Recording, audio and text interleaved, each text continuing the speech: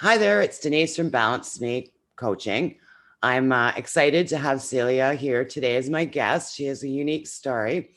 As you know, I'm always looking for unique people to come on to my show to explain what their experience with burnout was. So, hello, Celia. How are you today? Hi, Denise. Yeah, I'm good, thank you. Great. Yeah. So, if you can tell me a little bit about your background. Yes, of course. Yeah.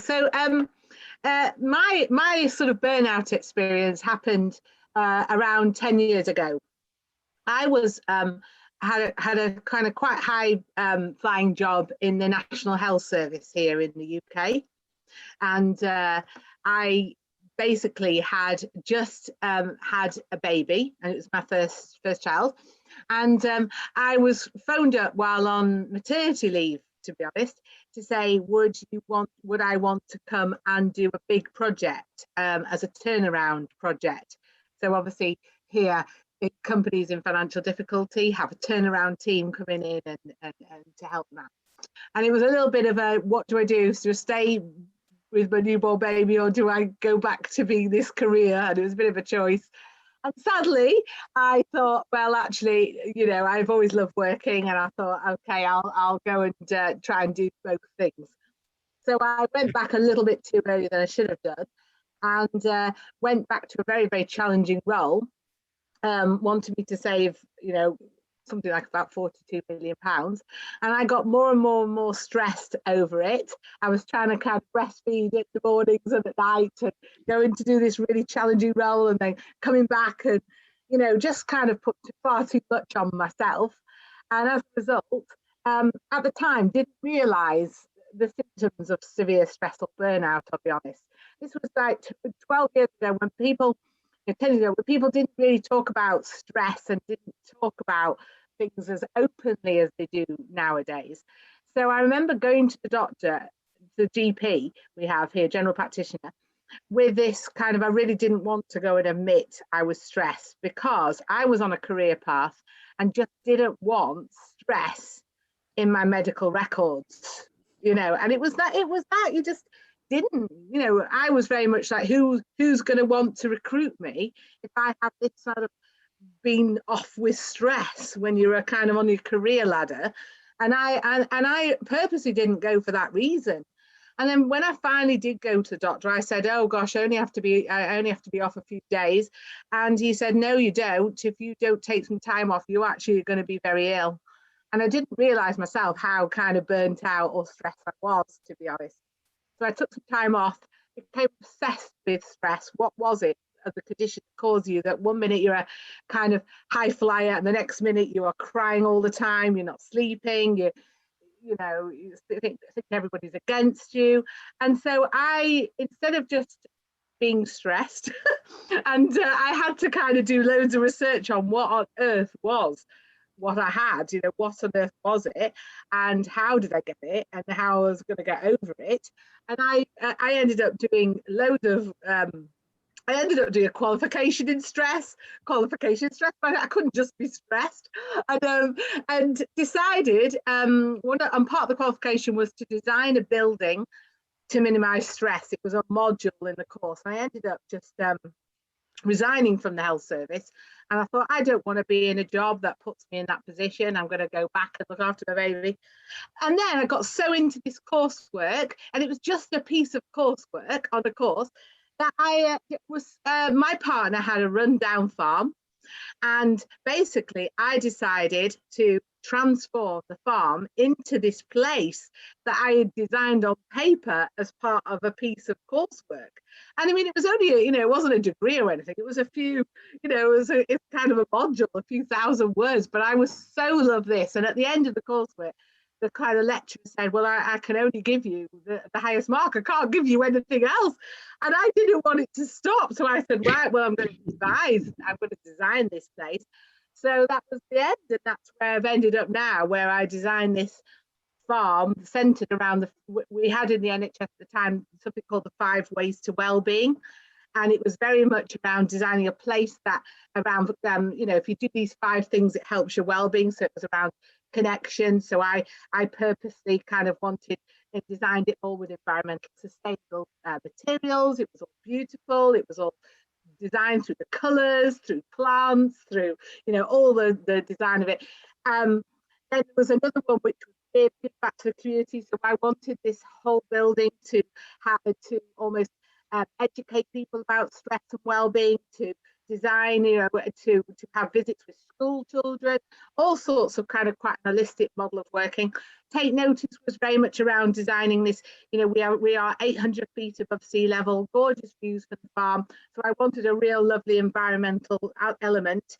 There was then the keep learning. So I designed the place to have for companies to come and bring their teams to do strategy events.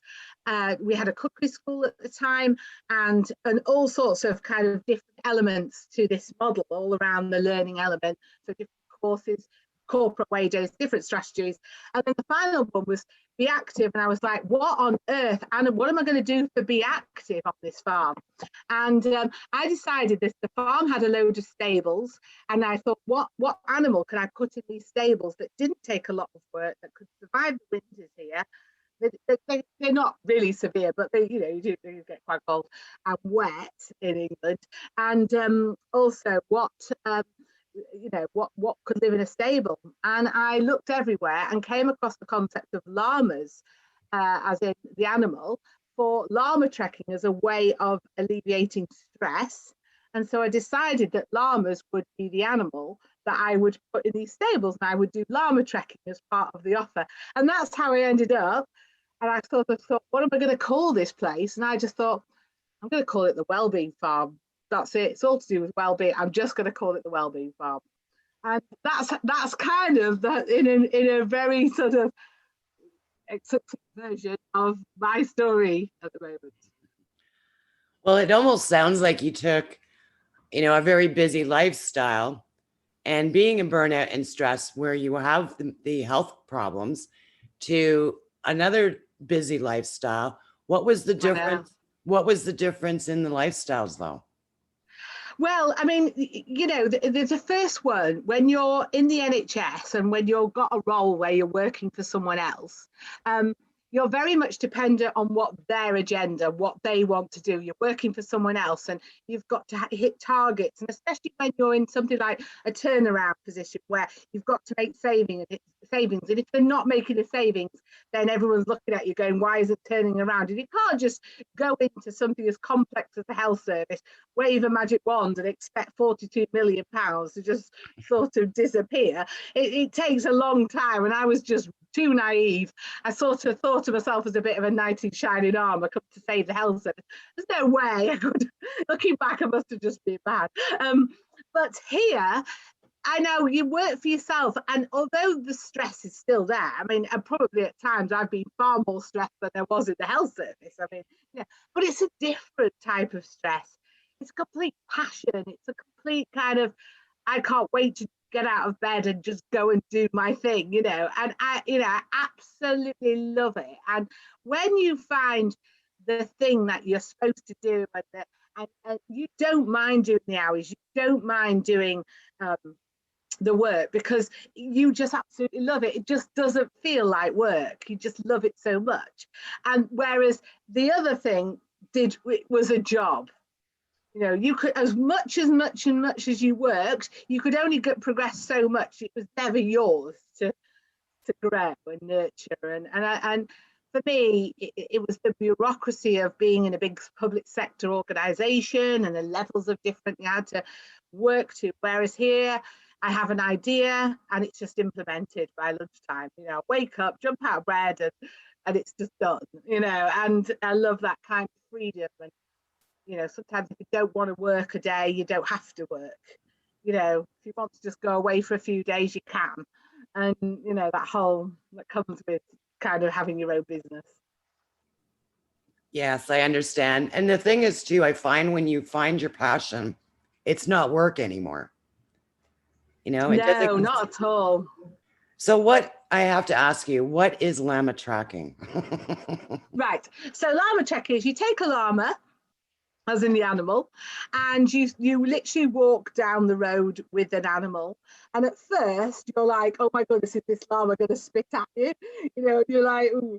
And But after a while, the llama's usually the same height as of you, or similar, you know, depending on how tall you are. They are quite tall animals, and they're at first they're a little bit wary of you, and that you're wary of them, and you kind of hold it like this.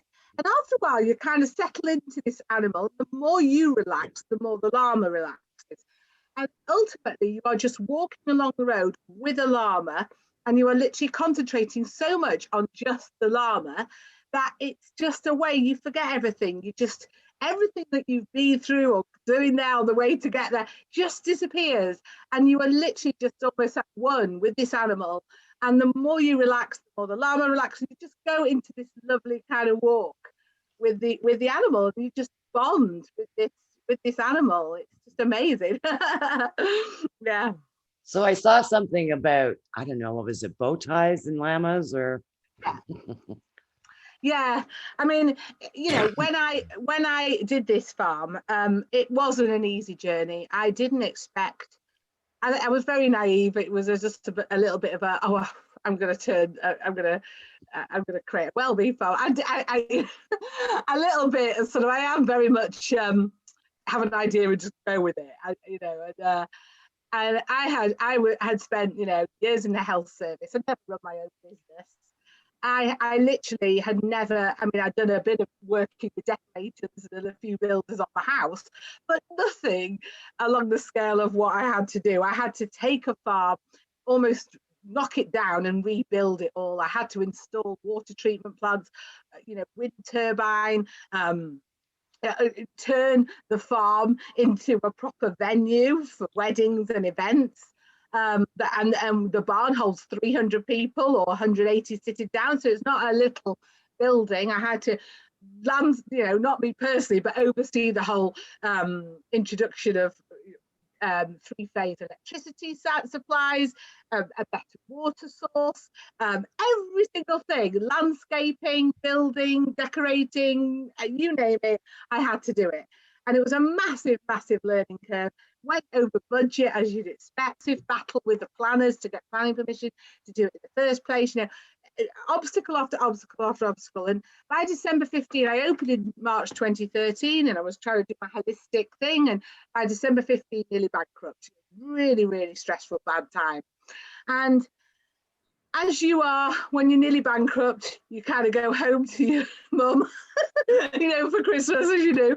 Having a big clear out of her wardrobes, and my dad had gone, and she's clearing out things, and she came across a bag of bow ties, and she said, of all the things to leave, you know, he just left the family home. Basically, he said, of all the things to leave you, what on earth am I going to do with these? And in a whim, I just said, just give the bag to me and I'll put it on a llama. And that's the amount of kind of thought I put into this thing. And went back to the farm after a few days later, and I said to the guy who looked after the llamas, can you just put this bow tie on a llama like you just do? And I said, and when you've got it on the llama, let me know and I'll come along and I'll take a picture. And so I did this, and I got the bow tie, put it on the llama and what have you, went and take a picture, and I uploaded it to Facebook at the time. I think that was the only kind of social media thing I had. And it just went crazy. Everyone wanted to know about these bow tie wearing llamas. They all wanted to come and see the bow tie wearing llamas. And then they started saying, could I get married with the bow tie wearing llamas? And I was like, Frankie, where are you going to get married? I'm not set up for weddings. And people started going, but we want to get married with bow tie wearing llamas. I was like, okay. So at the time, we were just getting into weddings. And when I started doing that, it went from, you know, I think we'd done about 2 weddings at the time when I put the bow tie on. We hadn't done any weddings with a bow tie wearing llamas. This was like an afterthought. We then went from 15 to 43 to 60 odd to 70, and we're now on 100 and what, 115 for next year, and it just went mad. And so the bow tie wearing llamas were the complete sort of savior of the business, and I think it was more than just having a llama. Obviously, we're putting a bow tie on the llama, but it became the brand of the business, the whole ethos of the business. It became fun. It became all about the boat. You know, they were like the emblem of what we do. and they've continued to do that, and we're known for these bow tie wearing llamas. But it is a real blend of sustainability, fun, and well-being, and the well-being has continued throughout the whole journey. So, but I've now applied well-being in the sense of have a great time, really good food, have a brilliant, mix with your friends, mix with your loved ones, and just have a brilliant fun party as part of weddings and events and things. And I absolutely love doing the weddings. And it's funny because the weddings didn't even feature in my business plan. I didn't even realize anything about weddings, and I got into the weddings just by accident. And now that is just the best thing that we do. We absolutely love doing it. Oh, it sounds wonderful. I'll have to get some pictures to share with our audience. Yeah, and I think it's all about kind of finding your passion. I mean, I thought I would be in the health service forever. I had a very stable job. Everybody kept saying to me, "What about the pension? What about your pension when you're in your 30s? Forget it." And I think for me, it's just, sometimes you have to take a chance. For me, it was kind of like making the most of your life and seizing the opportunity, and it was almost like a now or never. And if I don't do it, what if I kind of regret not doing it forever? And I'm very much somebody to live by having no regrets. I don't want to not having tried it. And it may have, it was very, very nearly got to be a complete failure. At times the stress of doing that project was just unbelievable. I had mortgaged my house, I'd mortgaged the farm, I borrowed against the farm, I borrowed against a family business, and like all these things were against me. So it had to work, and I'm amazed it has now. But at the time, the stress was even worse than in the NHS. But now it's luckily I've sort of come through the other side. Fingers crossed. I wasn't counting on COVID though. I wasn't. No. And now when you do experience stress, what are the things that you do to reduce your stress? Well, I think I've kind of, one of the benefits of, although COVID has been a dreadful thing, I'm in hospitality. This year has almost been wiped out, Yeah. Everything's been cancelled. I haven't done anything at the farm since March. We've just been doing a lot of decorating and we've seen selling weddings, but we haven't held any. But for me, I've almost rediscovered my whole purpose of well-being. I went back to visit Wellbeing when in England, we went into lockdown around the end of March, and I went back to revisit Wellbeing, as in what is well-being, what are the things you do to improve your well-being, and I've really got into the sort of, so for me, I feel as a result a lot more embrace sort of stress and inner health and all of that. I've been walking every day, taking time for myself, doing morning meditation, drinking a lot more water, and just having that recognition. I've done a course in emotional intelligence, and all the things that around breathing and the importance of breathing, the importance of kind of daily walks in nature. Luckily, I was very lucky that there's still a little sort of outdoor cafe around not too far from me. So when we were in lockdown, I still had that little base where I could sort of go each day But I think it is about sort of really looking at these things, and when you become a busy business owner, these things do go out the window. And you do neglect everything. I must have got to admit I've massively neglected my health and my self-care and everything when I've been setting this business up. And I've kind of vowed that I need to be more priority to myself and my own well-being. And mind having the well-being farm, I kind of have to practice what I'm sort of preaching. So I am now, instead of kind of getting up, getting straight on the computer, doing that, my priority is now getting up, doing my meditation, going for a walk, and then going on the computer. And I bought a dog, which massively helped with that, because that dog has to be walked every morning, and it does get you out of the house. Yeah. and things That's like the that. most important thing too. I find that people that are in stress, they jump right into the stress. Like the minute you open your emails, there's going to be triggers there. I mean, Yeah, it's just like watching the news first thing in the morning and just having that whole global pandemic in your face ah, again, where yeah, I do the same. I do my meditation, I do some gratitude practices yeah, and set my intention. And I even watch like maybe half an hour video of some inspirational speaker. And it yeah. just changes the way your whole day goes. It's wonderful. Oh, massive. I mean, when I go on my morning walk, I put a podcast on, and I get the inspiration while I'm walking. And again, I don't switch the news on in the morning. No. I put it on. I have the news app on my phone, and if there's an interesting story, I'll then choose to turn into the news. But I'm not being bombarded with this constant coronavirus scaremongering, this frightening, the minute you wake up. No, and I mean, I don't have the kind of constant phone app digging at me with the news flash. I don't have that. It's just occasionally I feel like I should be glancing at it just to see what's going on in the world. But I could quite easily, and I think as many people have, not watch the news, because to be honest, it's just so depressing that actually it doesn't do anything for your mental well-being watching that. And actually there's so much better things to watch and listen to than all of that. I totally agree, especially when you're living in stress. It's just, it adds to that. Yeah, and it's good because at first when you want to, I mean, especially here where English weather's so temperamental, it's kind of um, and at first you start going out and you think, oh God, I can't be bothered, I haven't got time, and all of that sort of thing. But actually, if you just make it a habit, and I go out, my son gets the school bus at about 7:30 in the morning, I make sure that I go out to the bus stop with him and I don't go back, I carry on then. And it's about fitting all these things into your life.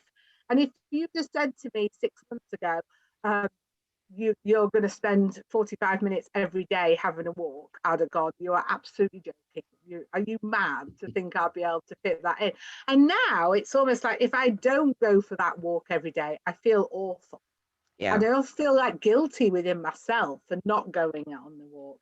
Yeah. And I just feel so much better as a person for doing that. Yeah. Well, wonderful story, Celia. I love your story. Oh, Now, thank you.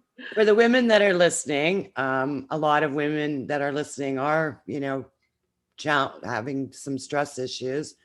What advice can you give them? What little I think tips it's and tricks?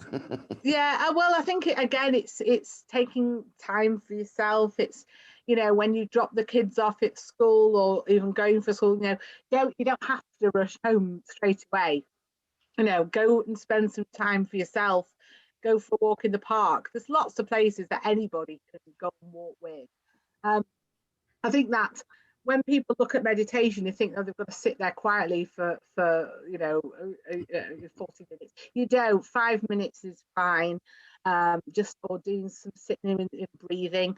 Sitting and putting your legs up against a wall is also really good. That whole kind of let the blood flow back down.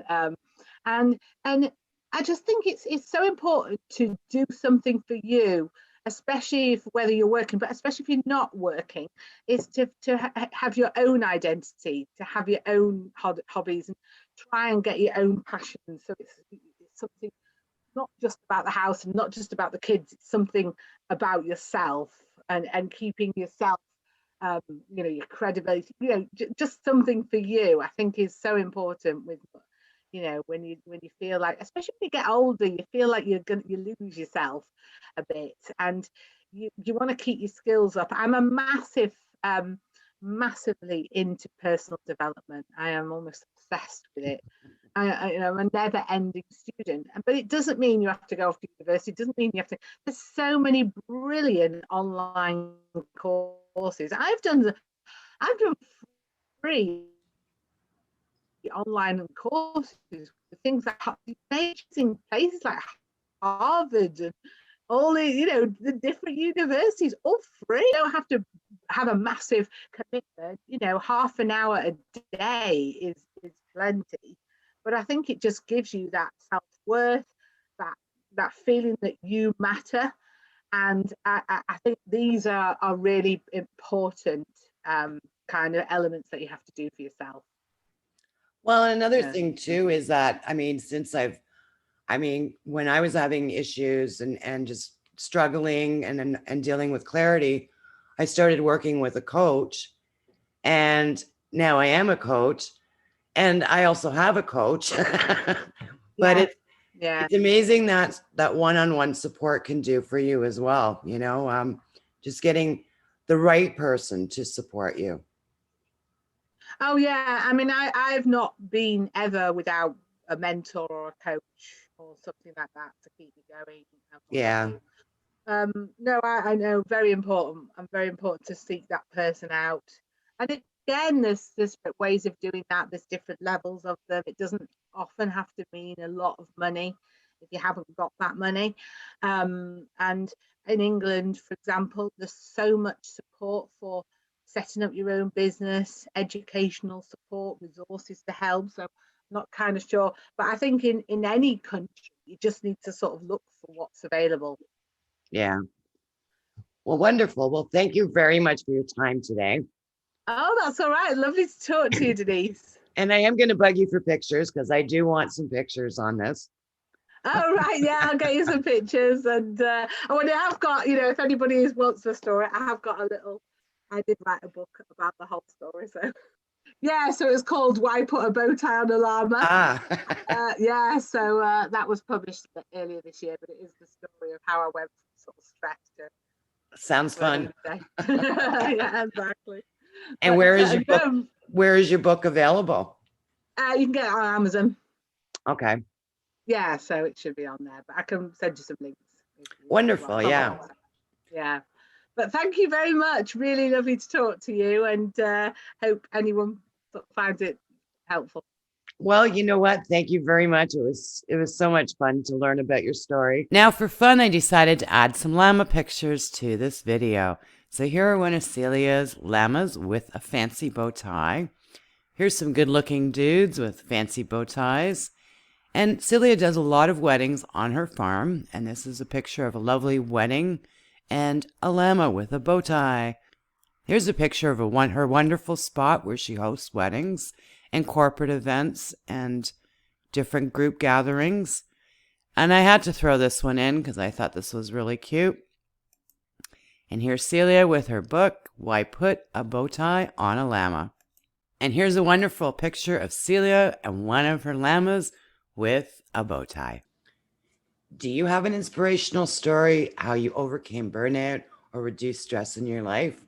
And if you do, I would love to hear it, and I would love to share it with my group. So please contact me and share your story. Until then, thank you for listening and have a wonderful day.